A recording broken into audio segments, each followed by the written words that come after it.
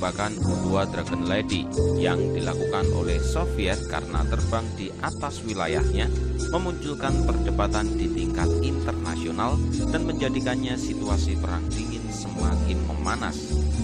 Insiden itu menjadi terkenal karena masalah yang timbul berkaitan dengan batas-batas yang diizinkan oleh hukum internasional untuk penggunaan ketinggian penerbangan di wilayah udara asing. Pada saat kejadian, penerbangan dibatasi oleh Konvensi Chicago, khususnya pasal 3 yang menyatakan bahwa tidak boleh ada pesawat terbang di atas wilayah negara lain tanpa otorisasi oleh perjanjian khusus. Jelas, U-2 yang terlibat harus dianggap sebagai pesawat negara meskipun ia tidak memiliki kode militer tetapi dioperasikan oleh Badan Intelijen Amerika Serikat. Lalu, bagaimana dengan nasib pilotnya? Francis Gary Powers, nasibnya memang sungguh malang. Walau berhasil menyelamatkan diri dan ditahan, ia malah dianggap sebagai pengecut oleh rekan, masyarakat Amerika dan juga pimpinannya. Bahkan ada yang mencapnya sebagai pengkhianat. Menurut mereka, Gary Powers sebaiknya melakukan tindakan bunuh diri saja sehingga tidak mempermalukan negara dan presidennya sendiri.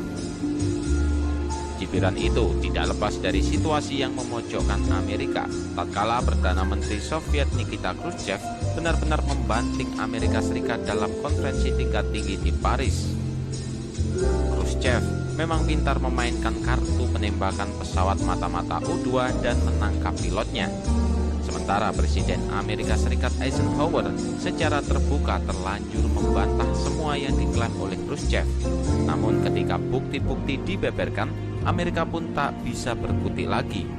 Eisenhower akhirnya terpaksa mengakui adanya penerbangan gelap tersebut dan berjanji tidak akan mengulangi. Nikita Khrushchev meminta Eisenhower untuk meminta maaf, namun karena tak kuat menahan rasa malu saat itu, akhirnya Eisenhower memutuskan pergi dan kembali ke negaranya.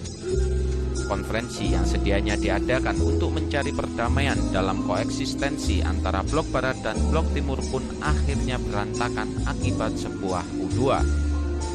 Dunia pun ikut tersentak dengan terungkapnya operasi U-2 yang begitu dirahasiakan. Akibat kekacauan dan kekalahan Amerika di konferensi tingkat tinggi Paris itulah, maka kemarahan ditujukan kepada sang pilot Gary Powers. Ia dijadikan kambing hitam di kalangan CIA, Skunk, politisi, dan sebagian masyarakat Amerika. Mereka yang kontra dengan Gary mempertanyakan mengapa Gary tidak menyuntikkan diri saja dengan racun yang telah disediakan dalam kit pilot U-2 sebagai pengganti pil sianida. Padahal mereka tidak tahu betul apa yang dialami oleh Gary Powers selama berbulan-bulan diisolasi. Ia dilarang berkomunikasi dengan siapapun di dalam penjara Lubinka yang terkenal bengis itu. Kemudian oleh pengadilan Soviet, Gary Powers akhirnya dijatuhi hukuman kerja paksa selama 10 tahun. Namun baru 2 tahun menjalaninya, pada Februari 1962 ia dibebaskan karena dipertukarkan dengan Rudolf Abel, yaitu mata-mata ulung Soviet yang tertangkap oleh Amerika. Gary kemudian dipulangkan ke Amerika tanpa sambutan apapun. Bahkan dalam kerahasiaan, ia langsung dibawa ke sebuah wisma khusus CIA di Virginia. Selama berhari-hari, ia terus diperiksa oleh CIA tanpa henti mengenai apa yang dialaminya di langit Soviet maupun di penjara. Pimpinan Skunk, yaitu Kelly Johnson, yang merasa iba terhadap nasib Gary, kemudian ia menawarinya sebagai flight test engineer di Skunk. Ia bekerja di situ selama 8 tahun sebelum akhirnya pada tahun 1970-an ia pindah kerja sebagai reporter TV dengan tugas utama melaporkan lalu lintas dari helikopter. Namun Gary tewas dalam tugasnya tatkala helikopternya mengalami kecelakaan pada tanggal 1 Agustus 1977 dan baru 10 tahun kemudian Angkatan Udara Amerika mengakui jasanya dengan menganugerahkan medali penghargaan. Tak hanya di langit Soviet, terdapat juga laporan tentang U-2 yang ternyata juga sempat mengintai di atas langit Indonesia sebagai bahan analisa data untuk menekan Belanda dalam perundingan New York saat memperebutkan Irian.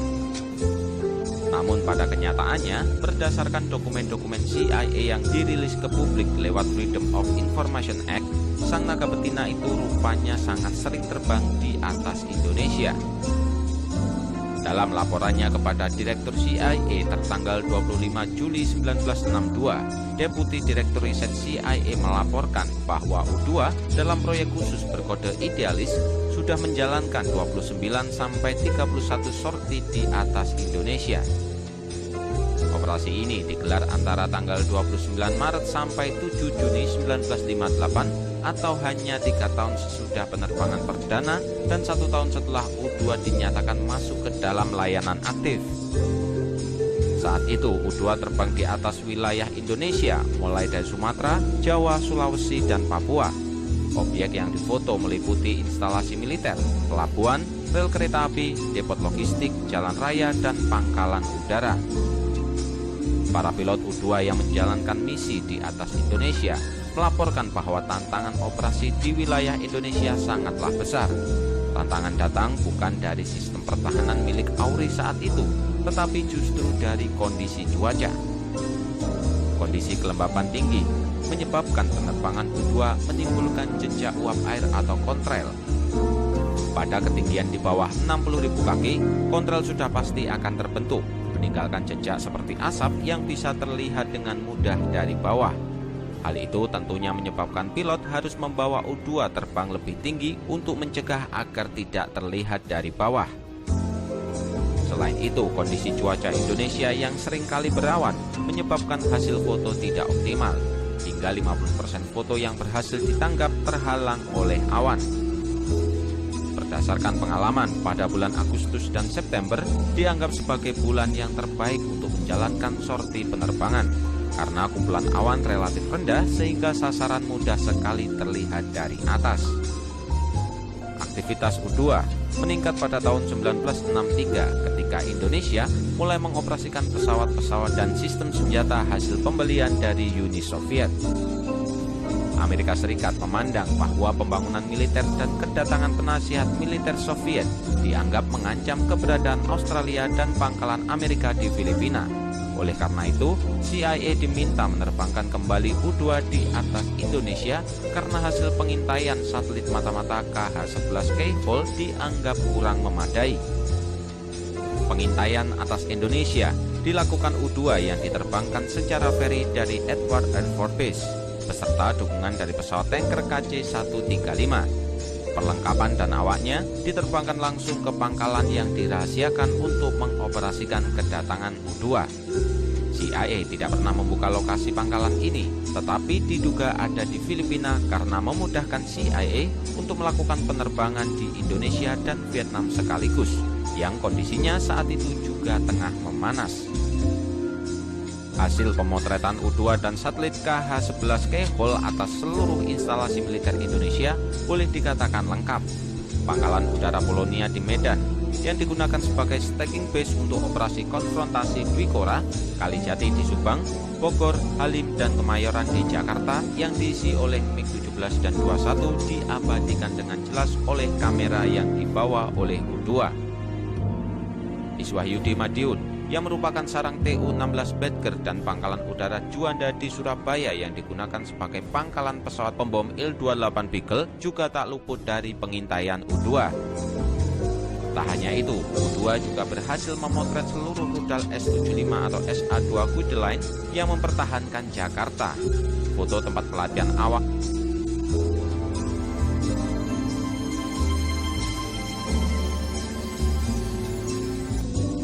SA-2 AURI di Bandung pun juga dikoleksi secara lengkap.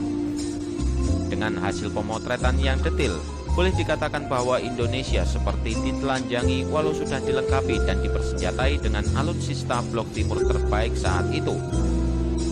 Tidak hanya mengidentifikasi jumlah peluncur, bahkan titik penempatan radar dan kendaraan pendukungnya pun bisa diidentifikasikan.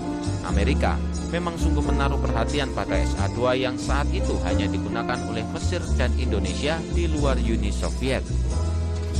U-2 juga hampir menjadi pemicu Perang Dunia Ketiga, karena pada tanggal 27 Oktober 1962, U-2 yang dikemudikan oleh Charles Moulsby berangkat dari pangkalan udara Elson, Alaska. Pesawat ini menuju wilayah Kutub Utara dan mencari data intelijen uji nuklir Soviet di lingkaran Arktik. Namun pesawat tersebut justru tersesat menuju arah yang salah dan masuk ke wilayah Soviet. Kemudian Soviet mendeteksi kehadiran U-2 dan mengirim MiG-19 untuk mencegat. Amerika juga mengirim 2 pesawat Delta F-102 untuk melindungi U-2 kembali pulang. Pesawat F-102 saat itu hanya dipersenjatai dengan rudal nuklir tipe W-54 dengan hulu ledak 23 kg yang setara dengan kekuatan 18 ton TNT yang tergolong kecil, tapi dampaknya cukup merusak pada radius hampir 1 km. Bila pertemuan 2 pesawat Soviet dan Amerika itu terjadi dan jet tempur F-102 Amerika terpaksa harus melakukan penembakan rudal nuklir, mungkin nasib dunia akan berbeda, karena Soviet tentunya akan mengira Amerika sedang melakukan penyerangan rudal nuklir. Tentu saja, rencana perang di era nuklir adalah perang habis-habisan. Yang menyerang harus menghancurkan lebih dahulu atau akan diserang balik dan hancur bersama.